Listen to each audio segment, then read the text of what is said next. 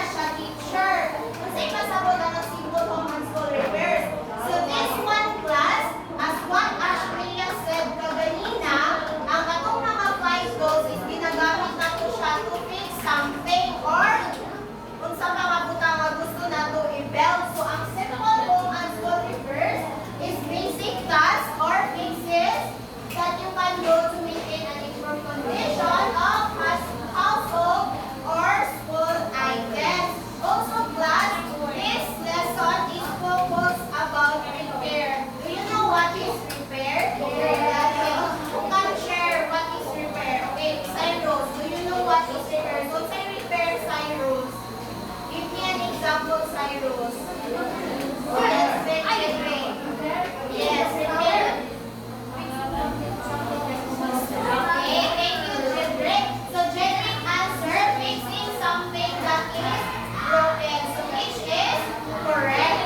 So, this is, okay, class, when as a young children, at your age, you should know how to repair something. But ang simple na kayo because it makes you save money and of course you can develop your being independent or responsible. Also your creativity. So parang simple na kayo siya maputang. So later you will know some of the example now. Repairing broken furniture and furniture. So later sa inyong ang balay or diri sa inyong school. So ano siya? It talks about repair lang siya sa mga na-broken na ang sagaling na broken na things. O tagay na kung example din ang kanang mga butang na pwede pa siya ma-repair. Chair. Okay, chair that made of okay, good, very good, Zian. So, that's Zian answer is chair that made of wood. So that is the example of number 1. So this is regluing those chair legs. So do you know what is regluing? Glue. Kailan mo glue? Regluing means close. Ano mo sabi? Close. Yes, ano ito? Like for example, ang legs sa bakot at crack kamay. So in order for you to repair so that you cannot, hindi ka mapagasto because you can save money. So you can repair use by regluing. So na-different is glue ka para sa pakilha. Na-glue ka para lang sa kahoy. So okay, so the things that can reglue glass is chairs, tables, or other furniture that we start to loosen over time katong mupan siya na. So these are the following steps class. So later I will show you a video kung yun sa nila. So first step is open and remove old glue. Kapag nag-crack gani ang legs sa chair, tas naapos siya ibakat sa glue, inyo ato siyang kagisan. Ayan mo, mag-apply o bagong mag-glue. Dayon, kung in-place na inuod, hindi siya. Kapaminaw mo? Okay, so please watch this. I mean, that's what I mean, putting glue. Well, these chairs are resource for, and it looks like somebody had fixed this problem like before. Didn't do a good job. So we're going to clean all that out and do it properly. So this is what it looks like. There's plenty of new surface, so we should be able to glue this back together. You can see the glue squeeze up from the previous fix that somebody had done. So we're going to bend it down and then glue it back together. Yan ang i-remove ang old glue.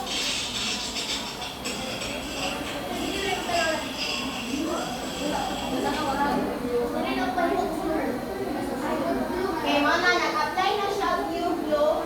Kada siya remove ko ninyo dan ang old para mas mag-stick ang inyong ilang ako ay na new glue. Then natin na siya gamiton ng glass na pangbuod siya. Kapag magawaras na ako.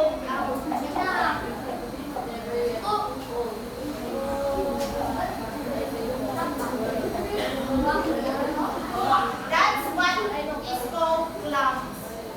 Monang glass.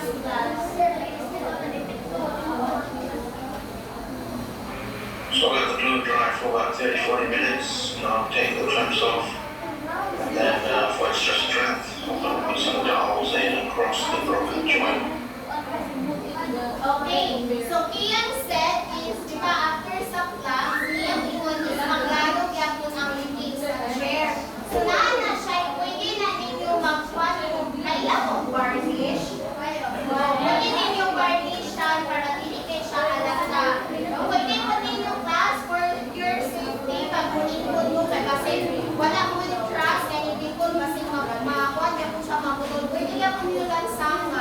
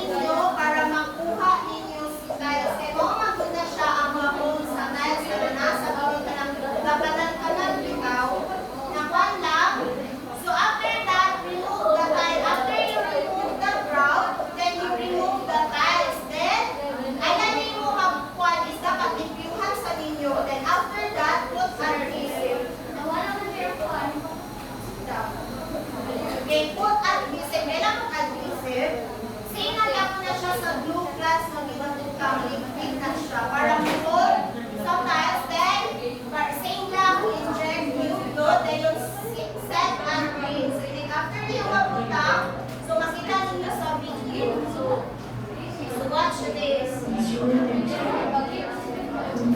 the old ground makes it easier to dry out pieces. Ang gagawin mo The bath of the new touch. Hold it in place with the painter's table until you're ready to re-grout. Okay, so dali na siya. So, dali na siya panahon, no?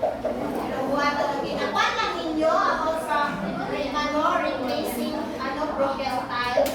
Saan itong first step? Saan itong remove? Grout, yes. Gabriel, grout. Second, after ma-remove ang grout, so, i-remove ang tiles. So, after sliding, remove na ang tiles. O, iluan. Then, after sliding below, sa itong ibutang, o, glue or adhesive. Then, after anak, nagyuhan na tayo. Then, like, kaya ko yung ito, iyakang gibot nga ito, yung masking tape. Okay, pwede po doon yung bukas. So, nakuha na ninyo replacing broken tiles. Nakuha na ninyo? Nakuha na ba ninyo? Sandal. Okay, so, third example class, we have the, can you please read?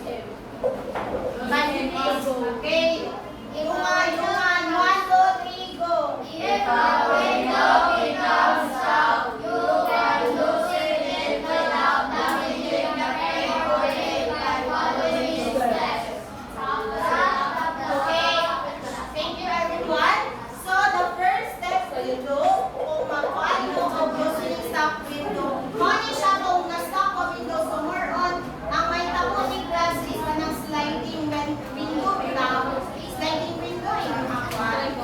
Or like nga nila juicy. So if sliding window yung ang bintana sa inyong balay, so this is ways ninyo kung mag-stock ninyo ang window without damaging the frame or ang glass. So first step is stop with a block of wood or top it with hammer. So namin gamiton, which is mga ninyo hunting knife or tray bar. Kanang katulad na siya kutsilyo, then ikuha lang sa every, murag panal bitaw sa door, i-tap lang ang hammer, maluag na rin siya.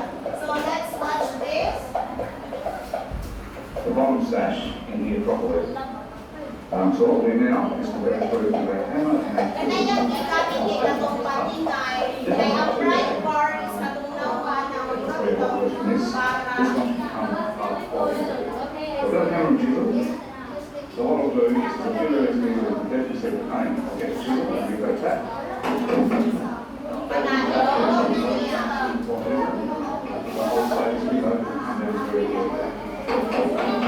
Same that side.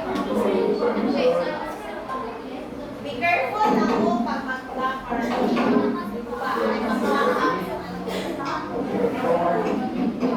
Step loose. So the other one to do is to go through from underneath the bottom of the sash. You go to the knockout. I'll do the same on the side. Hopefully. So once I've done that, I'll go through and I'll make sure I remove as much paint as possible from inside the shaft. I'll clean that out. And make that nice and free. And also the same on the actual sash. I'll get sandpaper and I'll take as much paint as possible to get the spray paint. I'll get as much paint as possible off of that. Off the actual sash. So that way when I'll finish cleaning it up, it'll run nice and free and it won't stick again in a hurry. Okay, so now na siya to. Sabi ko, loosening the stock window. So do you have a question, class? Do you have a question? Sean, stand up. Can you tell me the 3 examples that we discussed? Okay, stand up, Sean. Kaya nagbato-bato-pik man mo diya sa luyo. Okay, stand up. Kung sa matong zero.